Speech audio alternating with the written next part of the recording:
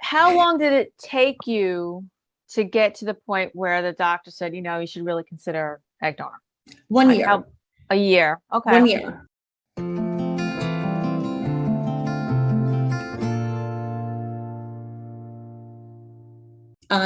I remember that my appointment where I went in to talk about specifically egg donation was the following summer. And so within that time, we did all of the traditional technologies and therapies. We did medicated cycles. I was on Clomid for a couple of cycles. We tried one IUI. My doctor was like, nah, let's not even bother with that anymore. Had a couple of cycles where I was tracking my own ovulation, and that never really worked out for me. The ovulation predictor kits, I don't know if my LH level, the hormone level that signals ovulation, I didn't know if that was just never high enough. Was I not peeing on the stick at the right day? I'll never know, but that just never seemed to work out. And I had a couple of cycles canceled because of that. And so I said, I don't want to do that anymore. I'll come in for blood work every day if you need me to. And then I remember it was probably about 5 or 6 months later, he said, let's move on to IVF. And that's where things get really exciting, right? That's when you get that big box of medication comes to the door, and you have to sign all kinds of things. And that's when things get really interesting. We attempted 3 rounds of IVF. I did 3 egg retrievals, none of which were successful. Like how many eggs did you get? Did you get a decent number of eggs? No, the first round with the first egg retrieval that we did, I got 3 eggs, and all 3 fertilized. And I remember that being like, oh, a piece of good news. That's a welcome change. I remember my husband and I, we high-fived each other. Okay, 3 fertilized. One of those fertilized eggs made it to a stage where they could freeze, and we were going to test the embryos. And that embryo came back with a abnormality. And so we decided as a team that we were not comfortable transferring that embryo. And just to let everyone know, if they're not familiar, when you do IVF, you stimulate the ovaries to create more mature eggs than would normally be created in one cycle. So usually you create one mature egg, and they're finding, well, that isn't working. So we're going to stimulate the ovaries to create more than one mature egg, which is what all those medicines are for.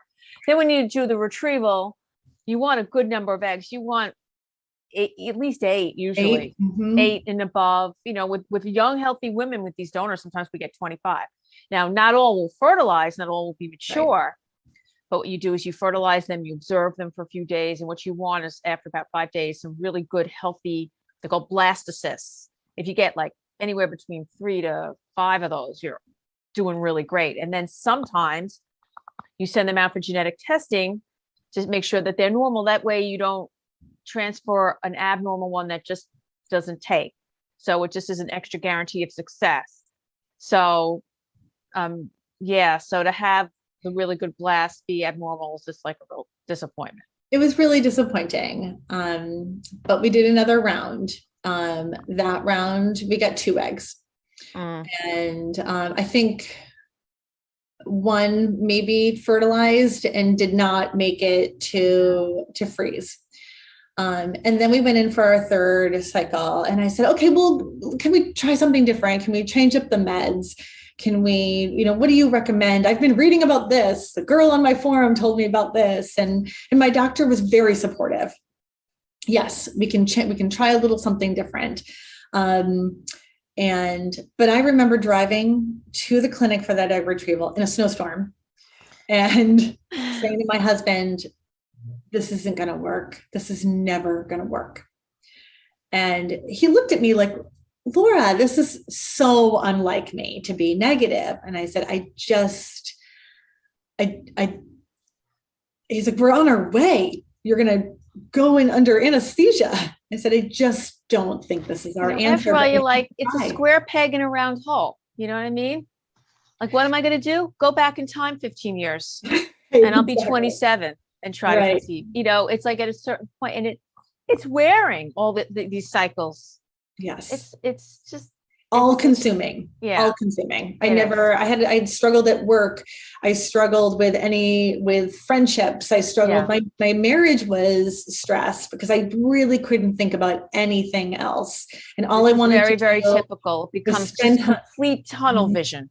Yes. Complete tunnel vision. Yeah. So that third one, I was right. We got one egg, and that egg did not fertilize. And so that was about the time when I started looking into egg donation on my own. Mm-hmm. And we saw another doctor just to hear somebody else's point of view.